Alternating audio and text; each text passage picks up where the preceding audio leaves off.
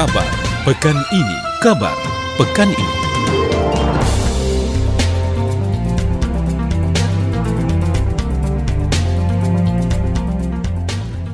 Ya baik, pendengar dimanapun Anda berada, kembali di kabar Persada akhir pekan dan kita akan hadirkan kabar lantas ya bersama rekan.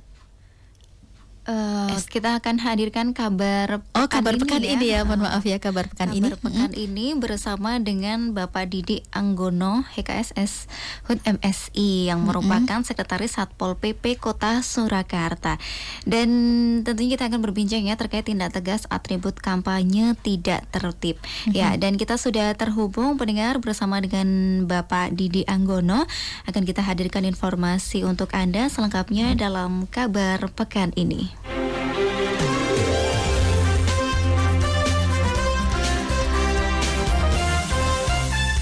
Kabar pekan ini, kabar pekan ini. Assalamualaikum warahmatullahi wabarakatuh, Bapak Didi. Waalaikumsalam warahmatullahi wabarakatuh. Iya, Bapak Didi, bagaimana kabarnya hari ini? Alhamdulillah sehat baik. Alhamdulillah sehat. Posisi berada di mana ini sekarang, Bapak Didi Anggono? Kebetulan di rumah ini, Mbak. Hari Sabtu, hari libur Oke. ya. Iya. Ya Pak Didi, saya penasaran ini untuk HKS ini nama panjang, nama ada kepanjangannya ya Pak ya? Ya, karena saya orang Jawa, Mbak. Apa itu Pak? Namanya Hanggoro Kasih itu, Mbak. Oh begitu. Nggak tahu nanti dulu orang tua kalau Hanggoro Kasih itu, kalau orang Jawa itu lahirnya Selosok Kliwon katanya. Oh begitu ya. Jadi ini memang maksudnya nama resminya juga ada HKS-nya begitu ya Pak ya? Iya, dari dulu disingkat maka sampai hari ini kita singkat saja, nggak sepanjang. Kalau panjang banget nanti. Baik. Emang disingkat Ya, ya. rasa baik. penasaran saya sudah hilang ini ya. Pak Didi, baik Pak Didi, terkait tema kita ya tentang tindak tegas atribut kampanye tidak tertib. Nah ini dinas apa saja atau bidang apa saja ini Bapak yang bekerja sama untuk menertibkan atribut kampanye tidak tertib ini? Oke, baik Mbak Viana ya, Mbak Ida ya. Mbak Ida dan Mbak Viana. Ida Viana. Mohon izin. Jadi dalam rangka untuk penertiban APK, kita selalu berkoordinasi aktif dengan KPU dan Bawaslu. Di Bawaslu sendiri di tingkat kecamatan itu ada namanya Panwascam. Kemudian pada saat kita penertiban itu kita juga melibatkan TNI Polri dalam rangka untuk backup keamanan kita. Kemudian dibantu dari Bapenda karena mereka yang ngurusi reklame, yang punya alatnya. Kemudian dari Linmas kecamatan. Kemudian dari Dishub nanti yang ngatur lalu lintasnya. Kemudian dari teman-teman di kecamatan atau wilayah yang akan kita tertibkan seperti itu. Banyak yang terlibat ya. Dan kalau dalam sekali penertiban begitu berapa personel ini yang terlibat totalnya ini Pak? Kurang lebih antara 50 sampai 70 personel. Kita bagi di 5 tim, Mbak ya. Bagi 5. Oh begitu, jadi di 5 tim di masing-masing kecamatan seperti itu ya? Betul. Ini Baik. sudah 2 kali ya Pak ya kalau tidak salah untuk penertiban? Kita sudah 6 kali. Oh 6 kali Pak. Kali. Baik. Ya, berarti ini diagendakan setiap apa ini, Bapak? Kita melihat situasi kondisi ya, Mbak. Jadi pada saat kita penertiban tempat-tempat yang dilarang sesuai dengan aturan itu sudah kita tertibkan. Pada saat itu sudah tertib, kita pantau setiap hari. Pada saat setelah penertiban itu landai, dalam arti itu tidak begitu banyak yang masang, maka kita hanya menertibkan kecil-kecil saja. Kan kalau kita gabungan itu ada baliho yang gede, banner atau mungkin bendera parpol yang gede ditempatkan di pohon, kemudian di dekat instansi pemerintah seperti itu. Baik, berarti memang agendanya ini bisa dikatakan insidental begitukah Pak? Maksudnya untuk yang kecil-kecil kan ini ditertibkan sendiri, kemudian baru nanti ketika ada yang memang membutuhkan bantuan baru nanti secara gabungan seperti itu. Secara prinsip bahwa masa kampanye ini menjadi tugasnya Bawaslu ya, untuk mengawasi APK ini. Tetapi dalam rangka ketertiban kota, khususnya Kota Surakarta, itu tugasnya dari Satpol PP.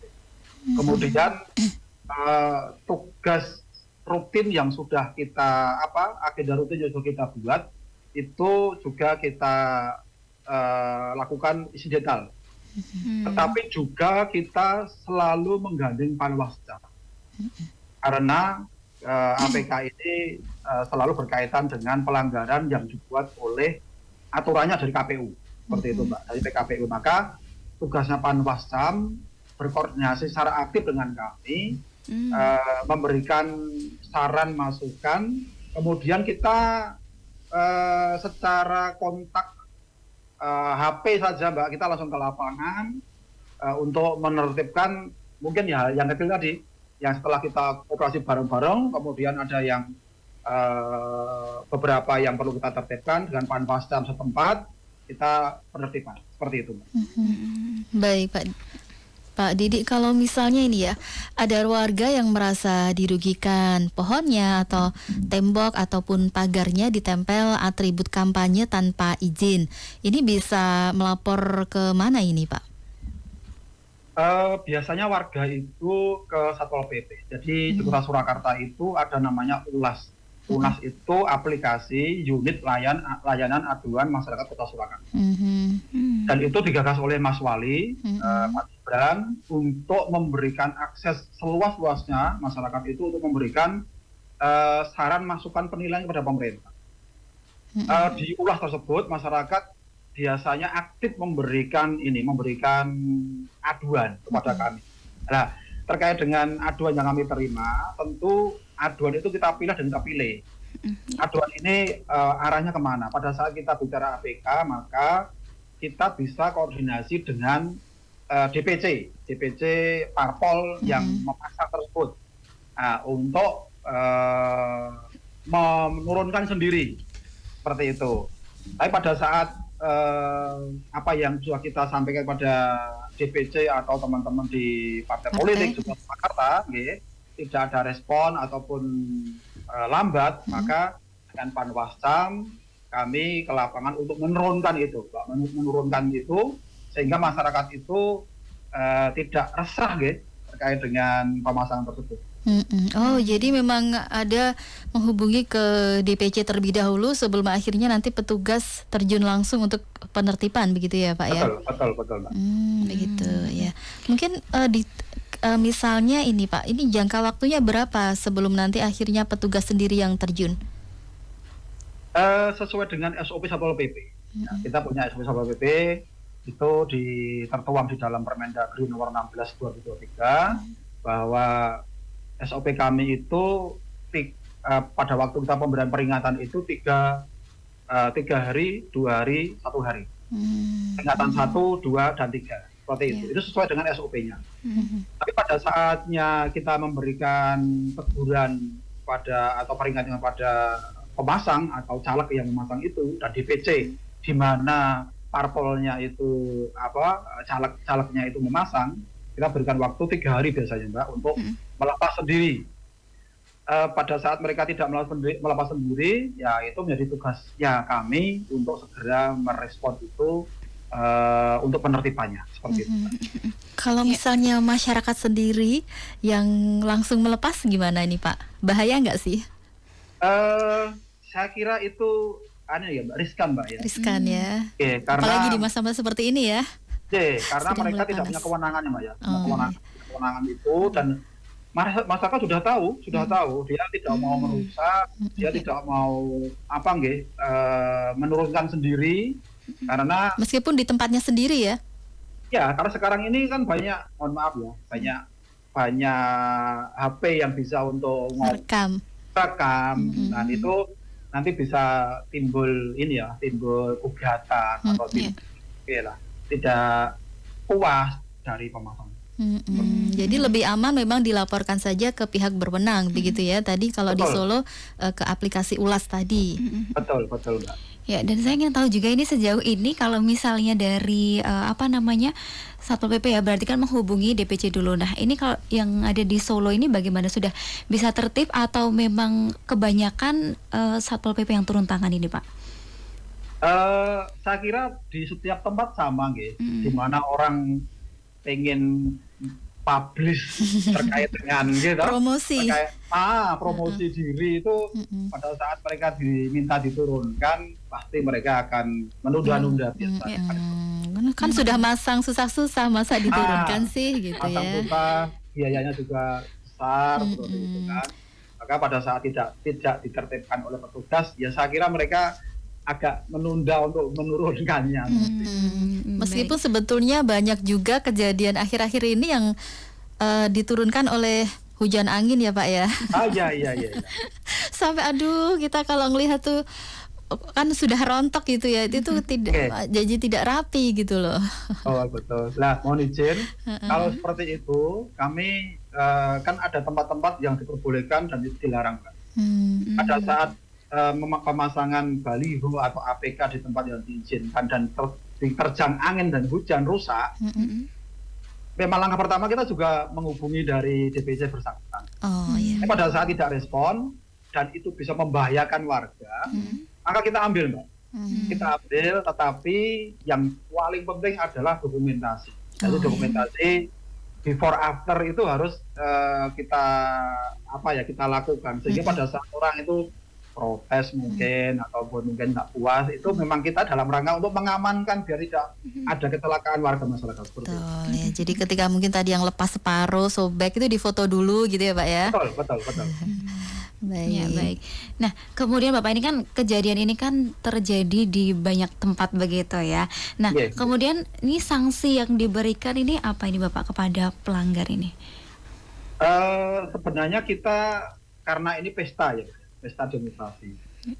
Jadi kita memang ada waktu di mana kampanye ini diperbolehkan dari 28 November sampai tanggal 10 Februari nanti seperti itu. Nah, maka para parpol ini diperbolehkan untuk memasang APK-nya di tempat-tempat yang sudah diizinkan tentunya. Tetapi memang banyak yang tidak tahu ataupun mungkin melanggar di tempat yang tidak diizinkan untuk dipasang. Ya, tugas kami pada saat itu dipasang pada tidak tempatnya ya kita tertibkan gitu.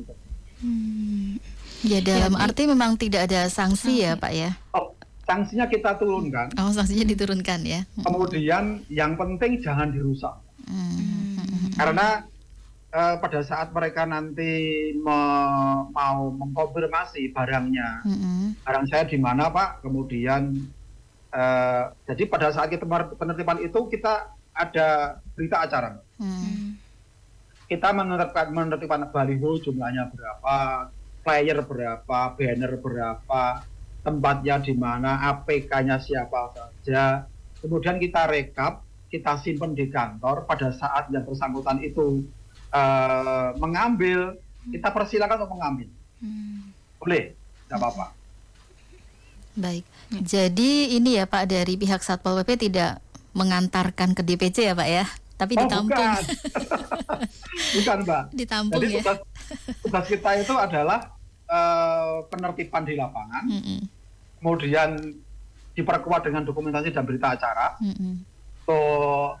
Untuk nanti biar pada saat ada protes, ada tuntutan, kita itu jelas bahwa di sini ternyata ini melanggar, di tempat ini nggak boleh, hal seperti itu. Nah, maka dari itu tugas kita hanya dikumpulkan saja di kantor, kita kumpulkan dari satu atau beberapa gitu kan, juga terbatas kan Mbak tempatnya di kantor itu. Kemudian manakala mereka mau mengambil dengan didampingi oleh tugas kita, ya kita persilahkan mau diambil, nggak apa-apa. Baik Pak, sebetulnya kalau untuk legal formalnya tempat yang boleh untuk ditempel atribut kampanye itu di mana saja ini contohnya, dan untuk pemasangan ini sendiri sampai kapan ini maksimal?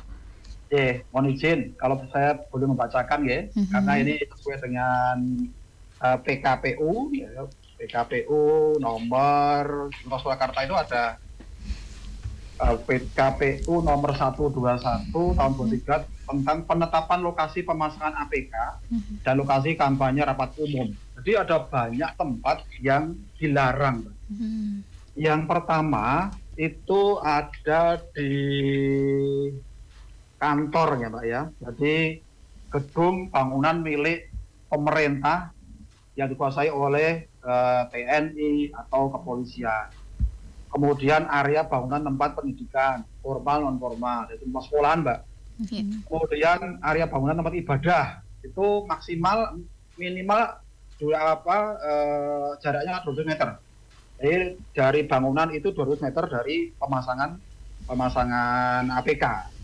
Kemudian rumah sakit, puskesmas, tidak boleh juga ada di JPO, jembatan menikah. Jembatan penyeberangan orang ya. Betul. Kemudian jalan merupakan kawasan terlarang atau white area. Di Solo juga ada white area, jadi tidak boleh ada pemasangan apapun APK tersebut.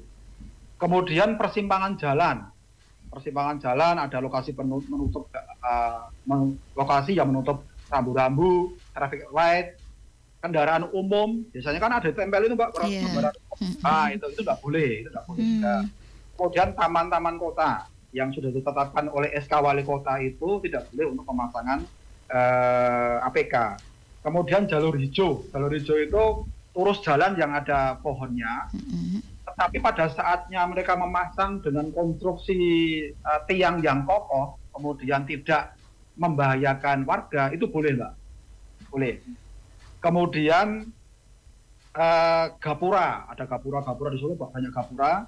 Kemudian tiang listrik di pohon, nah ini nggak boleh Mbak, biasanya kan pohon di tiang listrik tinggal tali saja. Biasanya milih pohon yang sangat tinggi, terus ada ini ya Pak, bambu itu juga tinggi gitu ya. Itu biar kelihatan dan nanti tempatnya susah gitu kan. Iya. Berkibar-kibar gitu ya. Betul Mbak. Terus apa lagi nih Pak?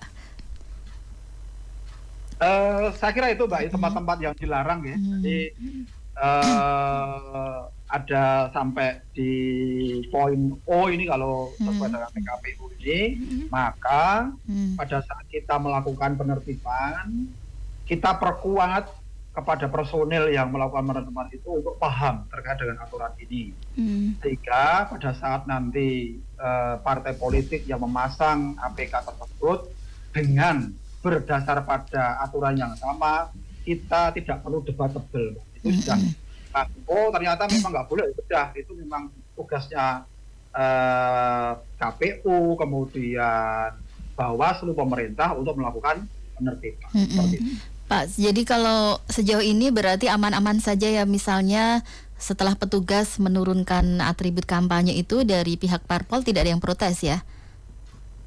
Sampai hari ini aman, karena juga dari KPU dan Bawaslu itu terus memberikan sosialisasi kepada parpol ini, sehingga mereka itu paham.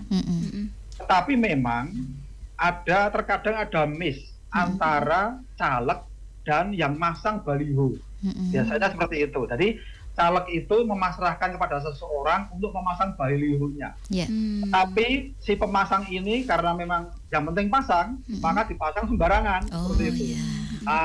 Maka si caleg ini merasa bahwa saya sudah pesan sekian puluh baliho dipasang, sudah ada dokumentasinya dipasang. Tetapi ternyata pemasangan ini ada beberapa yang melanggar aturan di tempat yang terlarang. Ya baik, berarti memang sebenarnya pembinaan ini tidak hanya di awal begitu ya Pak ya disampaikan, tapi sampai sekarang ini berkala gitu masih dilakukan juga ya Pak? Ya, kita selalu Mbak komunikasi ya, komunikasi kepada DPC yang memasang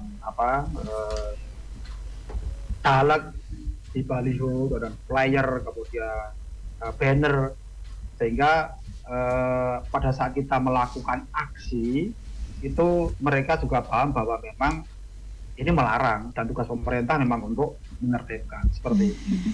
Baik. Ya, Ya, terima kasih Pak Didi ya sudah meluangkan waktunya untuk berbincang dengan kami di Persada FM dan juga 10 radio jaringan.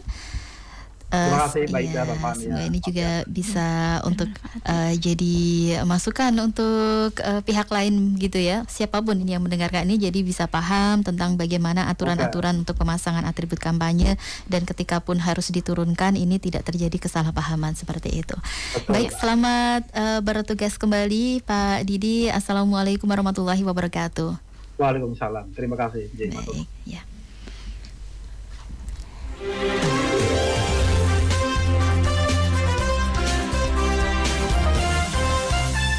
Kabar pekan ini. Ya, baik, demikian tadi ya informasi kita simak dari Bapak Didi Anggono begitu terkait penertiban atribut kampanye. Nah, ini mungkin jadi apa namanya? Peringatan juga dan pengetahuan juga ya bagi masyarakat. Nah, kemudian juga mungkin bisa memaksimalkan tadi ya Mbak ya ALS begitu ya. Ulas. Iya. Iya, aplikasi Ulas ya kalau memang ada keluhan-keluhan dari masyarakat bisa langsung mengakses aplikasi tersebut. Baik. Radio Persada FM.